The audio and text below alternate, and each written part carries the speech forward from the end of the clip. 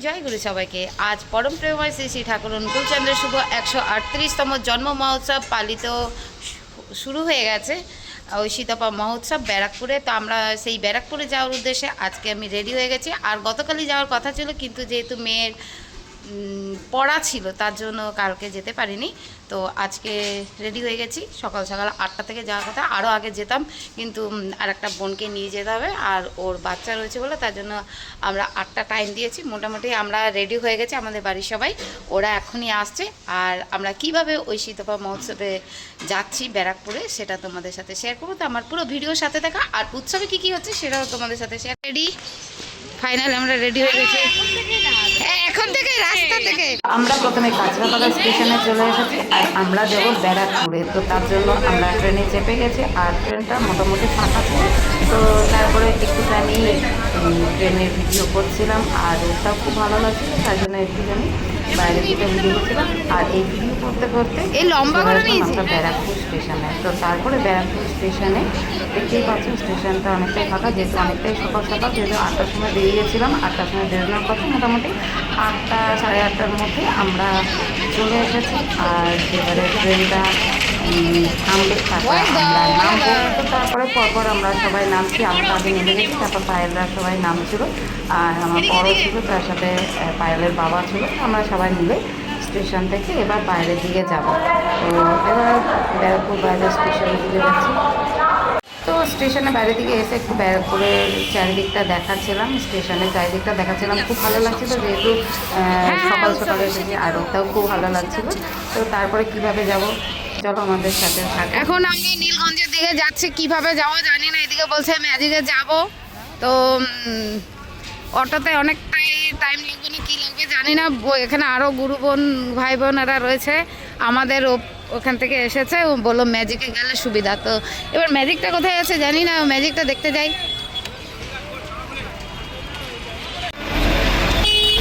তো আমরা এখন বাসে যাব, বাসে আরো সব আসছে। এই আলটিমেটলি এখানে চাপলাম, মানে অনেকক্ষণ ধরে আমরা বাসের ওয়েট করলাম, অনেক অটোতে জিজ্ঞাসা করলাম, তারপরে আমরা ফাইনালি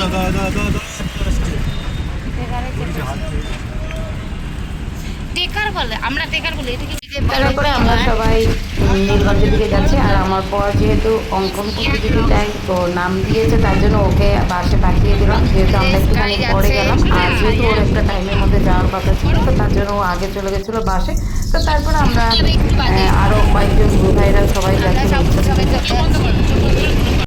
টিকার থেকে নেমে এইবারে চারিদিকটা দেখছি, এবার উৎসবটা কোথায় হবে, অনেক গুরুভাইদের দেখছি আর আমিও শুনতে পাচ্ছি। তো তারপরে এবার সামনের দিকে গুরুভাইদের সবাইকে জিজ্ঞাসা করছিলাম যে মেন গেটটা কোথায়। তো তারপরে সবাইকে জিজ্ঞাসা করে সেই মেন গেটে তো আমরা যাচ্ছি। গেট তো অনেক দূর, চারখানা স্টেজ, এদিকে তো লোক ঢুকছে, তো এদিকেও যাচ্ছে, দেখি সোজাই যায়। কিন্তু মন্দিরে এই তো সবাই তো যাচ্ছে ওইদিকে। এখন আমরা উৎসব প্রাঙ্গণে যাচ্ছি আর এখানে অনেক গুরু ভাই বোনদের সবাইকে দেখতে পাচ্ছি। আর একটু জিজ্ঞাসা করে নিলাম, যেহেতু একদমই উৎসবে আজকে আমার প্রথম আসা।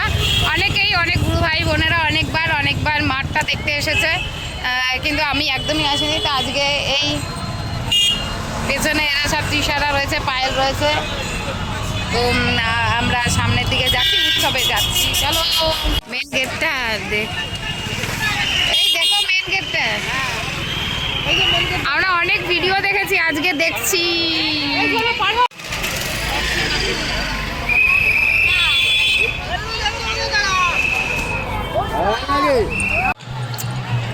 খুব ভালো লাগছে, খুব সুন্দর অ্যারেঞ্জমেন্ট।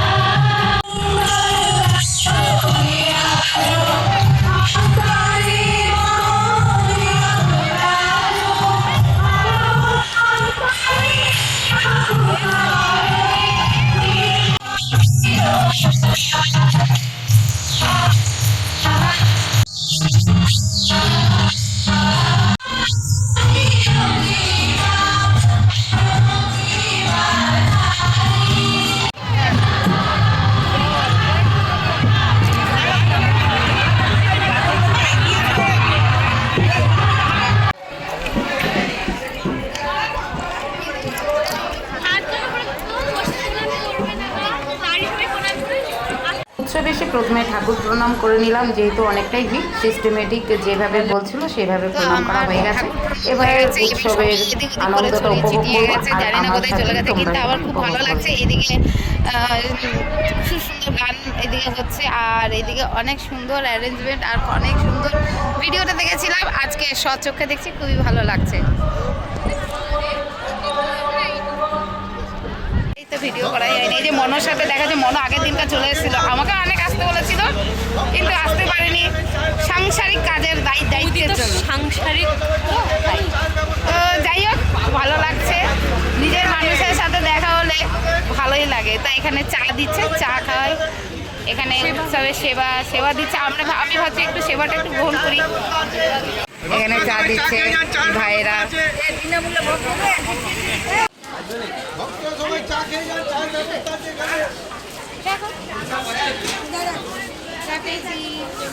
আমার বর যেহেতু আঁকা কম্পিটিশনে নাম দিয়েছিল, তো তার জন্য চলে আসলাম কোথায় কম্পিটিশনটা হচ্ছে সেটা দেখার জন্য। আর যেখানে দেখতে পাচ্ছি ছোটরা এখানে বসে গেছে অলরেডি, আর আমি এসে দেখলাম যে অলরেডি সবাই বসে পড়েছে কম্পিটিশনের নাম, মানে প্রতিযোগিতাতে সবাই পার্টিসিপেট করছে। তো আমার বর কোথায় ছিল আমি সেটা খুঁজছিলাম, তো তারপরে অনেকক্ষণ পরে দেখতে পেলাম ওই যে আমার বর, তো সে আসছে। তারপরে মনোরমা কাকিমা আমার বরের পেছনে দিয়ে গেল, আর দূর থেকে একটু ভিডিও করছিলাম, আর সবাইকে একটু জানি এটা তুলে ধরার যে আঁকছিল, আমি তো পরে দেখতে পাইনি। তো যাই কারা কারা পার্টিসিপেট করেছিল সবারই একটা ভিডিও করেছিলাম।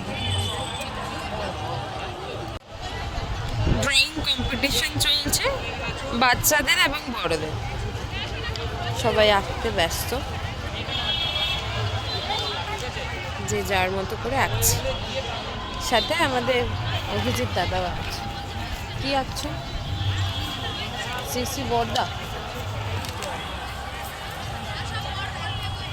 কালী শহর থেকে উনি এসছেন, মৌমিতা, উনি বিউটিশিয়ান নিয়ে এসছে সাথে করে। এখানে বরযাত্রীর মতো সবাই, ও হচ্ছে মণিদীপা, সাজগোজে ব্যস্ত, সবাই সবার মতো সাজগোজ করছে। বাকিরা বসে আছে, ওদের শাড়ি পরা দেখছে, ঘুমাচ্ছে, মানে যে যার মতো করে আছেন সবাই। সবাই রেডি হচ্ছে, ওরা সাজগোজ করছে। এই যে পিউ, এটা হচ্ছে বিশুদার বড় মেয়ে, একটাই মেয়ে, বড় আর ছোট।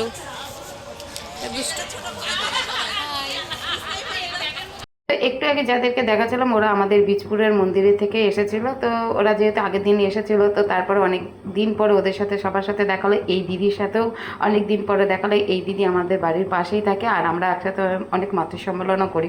তো তার জন্য একটুখানি ওই দিদিরও একটুখানি ভিডিও করে দিই।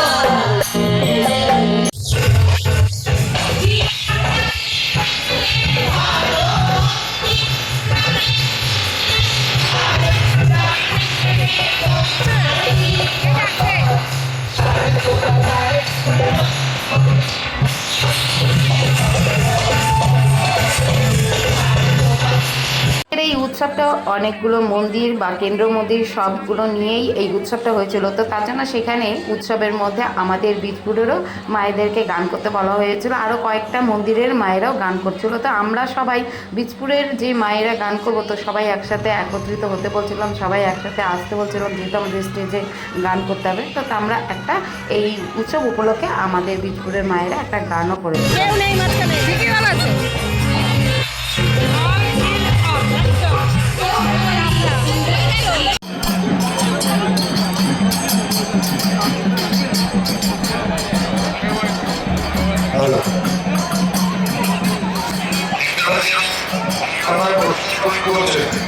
আপনাকে চলুন আমাদের ভান্ডারা কাছে যাই।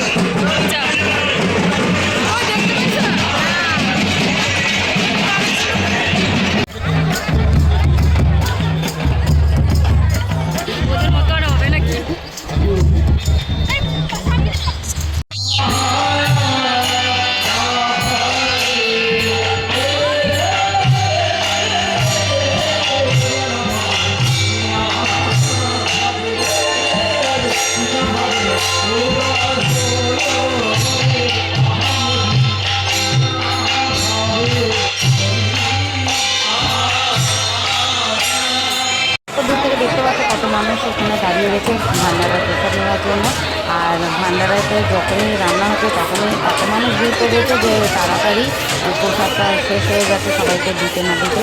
তো আমিও অনেকক্ষণ পরে ওয়েট করেছিলাম, তো তারপরে মাঝে মাঝে দেরি হচ্ছিলো, তারপরে একটুখানি প্রসাদ পেয়েছি, তারপর প্রসাদ নিয়ে নিলাম। আর এখানে আনন্দবাজারে এখানে চারিদিকটা দেখাচ্ছিলাম, অনেক মানুষই এখানে ছিল, আমরাও এখানে কিছু এখানে দাঁড়িয়েছিলাম। আর অনেকক্ষণ পরে আমি আর মনে হয় যে প্রসাদ পেয়েছি।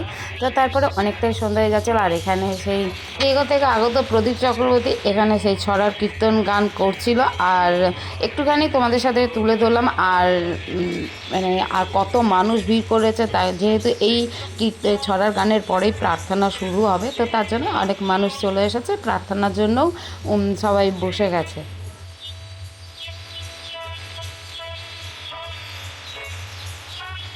আমিও সেই সন্ধ্যাকালীন প্রার্থনার জন্য বসবো, তো তার আগে একটু মাঠে চারিদিকটা দেখাচ্ছিলাম, উৎসব প্রাঙ্গণে দেখাচ্ছিলাম যে কত মানুষ ভিড় করে রয়েছে।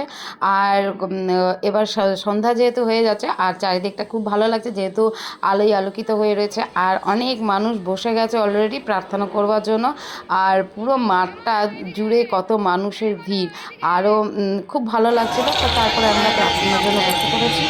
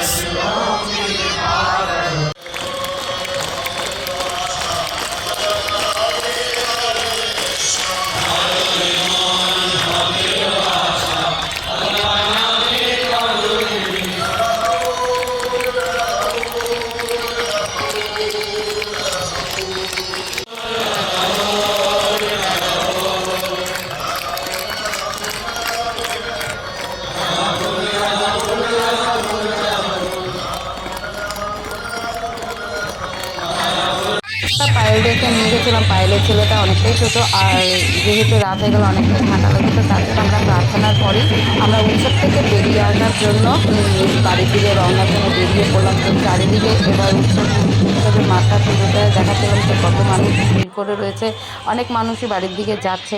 তো খুব খারাপ লাগছিলো যে এত তাড়াতাড়ি চলে যাচ্ছে, যেহেতু অনেকটাই দূরে, এবার বাড়ির দিকে আসাটা একরকম ছিল, যাওয়াটা আর এক রকমের সমস্যা, যেহেতু অনেক মানুষই এক জায়গা থেকে যাবে অনেকটাই সমস্যা হতে পারে। তো তার জন্য আমরা একটু আগে আগেই বেরিয়ে পড়লাম। তো হঠাৎই রাস্তায় যেতে যেতে আমার বরের নাম অ্যানাউন্স করছিলো, তারপরে গিয়ে দেখলো বর একটা প্রাইজ নিয়ে আসলো, আর বর আমার প্রাইজটা হাতে পেয়ে জিজ্ঞাসা করলাম যে কি হয়েছিল, তো বললো ফার্স্ট হয়েছে। তা আজকে ভিডিও এখানে এন্ড করলাম। জয় গুরু।